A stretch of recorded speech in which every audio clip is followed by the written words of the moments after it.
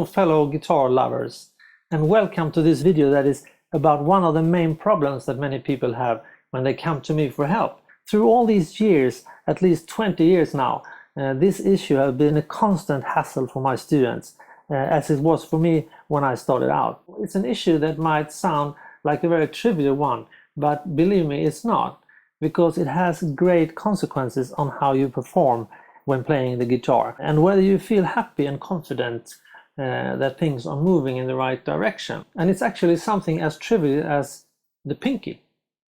You know, the pinky is such a big issue. Now, you might think that you got your technique down. Well, having one finger that is performing only okay is not okay, believe me. Because when you hear people playing fluidly and you recognize this flow and this smooth, effortless sound, let me tell you, those players do not have one finger dragging behind and creating all sorts of problems. So it's actually really important that you get the technique in this finger handled. And I will show you a couple of key exercises at the end of this video so that you can start to take control of this aspect of your playing right away. The trick is to insist on your little finger performing exactly the way that your other three fingers are performing, which is not an easy task because it's shorter and it's also weaker.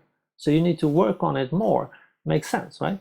And the actual surface of the fingertip that you got available for getting a firm grip on the string is much smaller than the other fingers. So you're running the risk of not hitting it exactly in the middle of the fingertip every single time, because getting it right almost every time will interrupt the flow and screw everything up. But if you want to gain full control of your phrasing and be able to develop all your ideas, and if you want to be able to play more complex stuff, then you really need to get this handled. And that will actually free you up to make reality out of your ideas.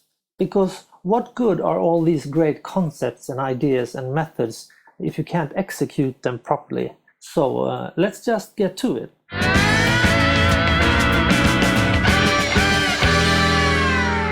And there are two exercises that I will show you today.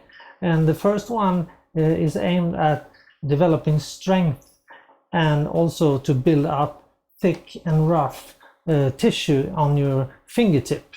We're going to use the A minor pentatonic scale in the 5th position, and we are actually going to start at the top note, which is the C note on the 8th fret on the high E string. And we're going to grab that with our pinky then and bend that note up a whole step, and go slowly now, because this is about precision and nothing else.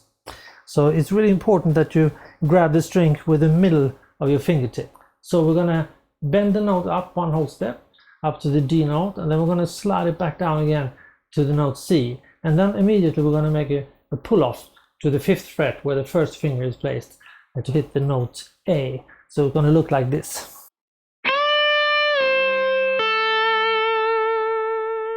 Okay, so that's the whole exercise, but we're going to of course continue down the string. So we're going to do the same thing now on the B string. Grab the 8th fret and then bend that up the whole step.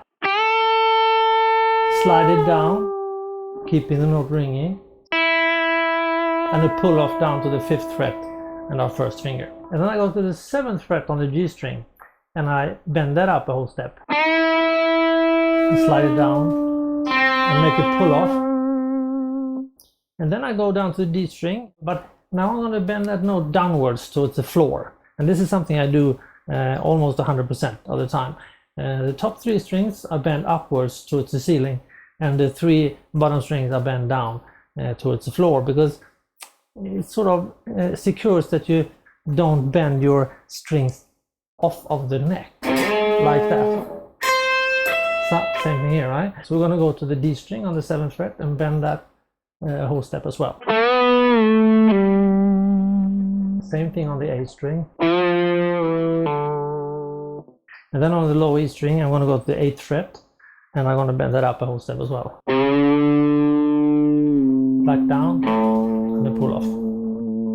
So we have a whole series of bends combined with pull-offs. And when you get a hang of this, there might be a tendency for you to speed things up.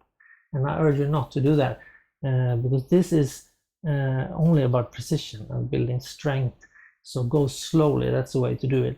There is no point of speeding up this exercise. So try to make it perfect, okay? The next exercise is about taking control of the pinky, which have a tendency to fly all over the place, really. You should keep it hovering over the string, just slightly over the string, as the other fingers hopefully do. It's going to start on the 5th fret, the first finger, and you're going to make a hammer-on and a pull-off in a combination like this.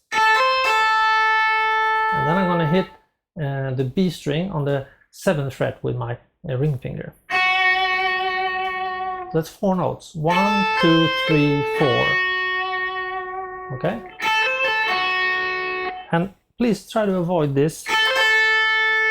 So keep it low and slow and together with the other fingers. And then I just go down the strings. I do the exact same pattern down the strings.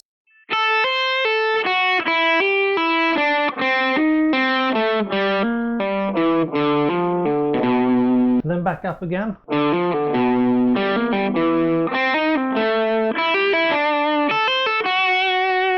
And this is one of the few exercises that doesn't really belong to any scale. Most of my exercises are really musical exercises that you can use in solo playing. You might be able to use this as well, but it's not really a scale. It's just a pattern to build up the control. So have fun with these exercises, and I hope to see you soon. Bye for now.